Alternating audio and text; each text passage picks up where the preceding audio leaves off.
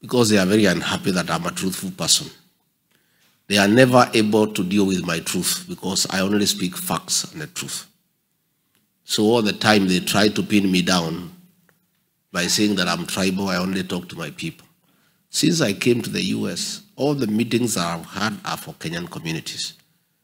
And what has happened here today is a testimony. The Mawa here, na wewe mtu ya ma, ujue culturally, hii wasichana yote ya mlima, they are my daughters. Na sasa, huko kwetu, dowry payment is a continuous exercise. So, anytime you meet the father of your wife, unaendelea kutoa nini? I'll be very happy to onane nyuma ya hema. I'll collect in dollars. I have not even received dowry in dollars for a long time.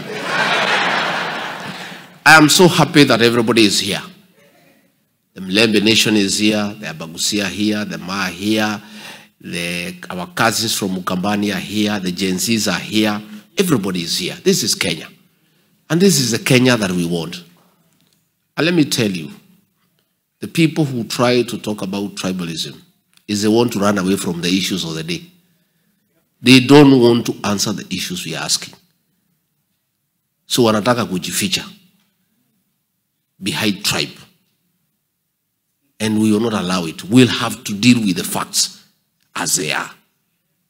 I've just listened to the lady from Germany crying here about the nephew. William Ruto cannot run away from that fact that he has killed our young children and he has shamelessly, publicly given an order that people should be shot in the leg. Those are facts. He cannot hide behind tribalism and his community. Nobody from the Kalenjin community has killed our children. That community is innocent and nobody can blame the community. It's a person known by name. And we are dealing with a person. Let us not hide behind communities and tribalism and try to run away from facts. And when people are truthful, you want to demonize them so that they stop speaking. I think if William Ruto was honest to himself, he would have known by now that Riggy G is one Kenyan who cannot be intimidated into silence. So, even if you call me names, even if you give me tags, I'll stay focused. I must have my eyes on the ball. And why am I so active in this struggle to liberate Kenya? People say sometimes Riggy G is overzealous. Why is he overzealous? He's too passionate in fixing Kenya. It's because I know there is a speaker here who said now we must not continue saying we were deceived, we were cheated. It is true. We have said enough.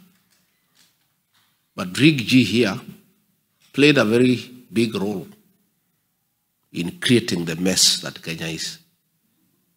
I did. I persuaded many people, over 4 million people, to elect William Ruto. I take the blame.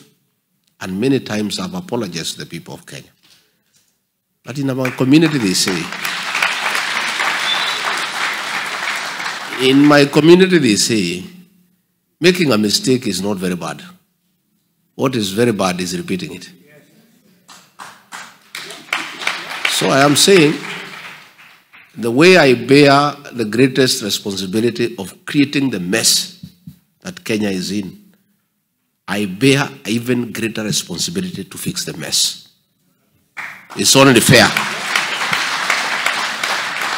It's only fair to the people of Kenya that the people who played a great role in creating this mess must play even a greater role to fix the mess. So I have a duty, I have a calling, I'm a man on a mission. We must fix Kenya for posterity, for our children. So what brings me to America?